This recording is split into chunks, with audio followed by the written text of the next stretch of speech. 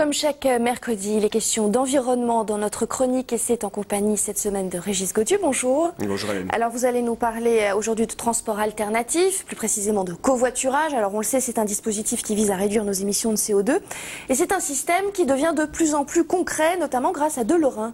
Oui, et surtout ce que proposent Mathieu Jacot et Marc Grosjean, c'est du covoiturage en temps réel. Alors, il existe déjà de nombreux sites, des systèmes de petites annonces que propose notamment, on va le voir sur votre écran, le site internet du Conseil régional, un site mis en place fin mars.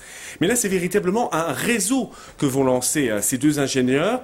Alors, avant de voir concrètement comment cela fonctionne, rappelons que pratiquer le covoiturage, c'est évidemment être un citoyen engagé pour le développement durable en utilisant moins sa voiture. Vous l'avez dit Hélène, on rejette moins de CO2.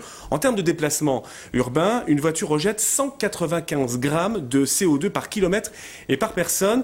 Or, en Lorraine, seulement 4% des conducteurs pratiquent le covoiturage. En moyenne, depuis 1995, il faut 10 voitures pour transporter 13 personnes. Ça veut dire qu'on est souvent seul dans sa voiture. Le covoiturage, c'est vrai que c'est contraignant. On n'a pas toujours prêt à partager sa voiture avec un inconnu. Alors voilà peut-être une solution pour aller vers ce que l'on appelle le transport alternatif. Regardez. Tout commence par Internet, une simple inscription gratuite sur le site Covivo. Vous y entrez les renseignements nécessaires qui vont permettre au réseau de vous mettre en lien avec un conducteur.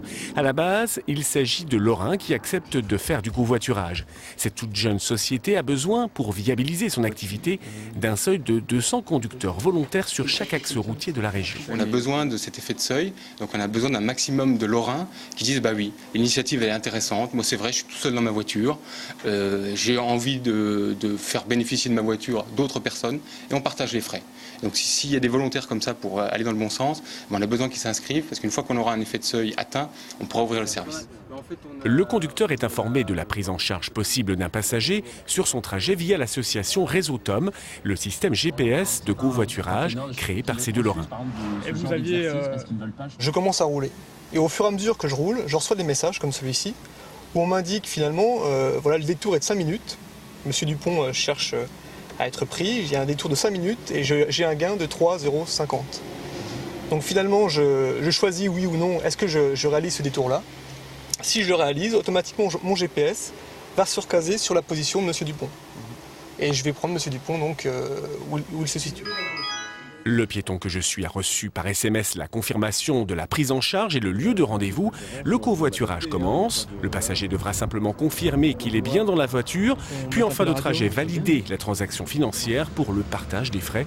Tout cela se fait sur le site sécurisé de l'association, un site qui pourra être aussi très convivial. Je vous noterai sur le site internet, je mettrai les petites étoiles qui vont bien. Merci, c'était très sympathique. Alors Régis, quand ce réseau sera-t-il opérationnel ? Début juillet, si toutefois le nombre de volontaires nécessaires au bon fonctionnement est atteint, c'est-à-dire 200 par exemple sur l'axe Nancy-Metz. Merci beaucoup.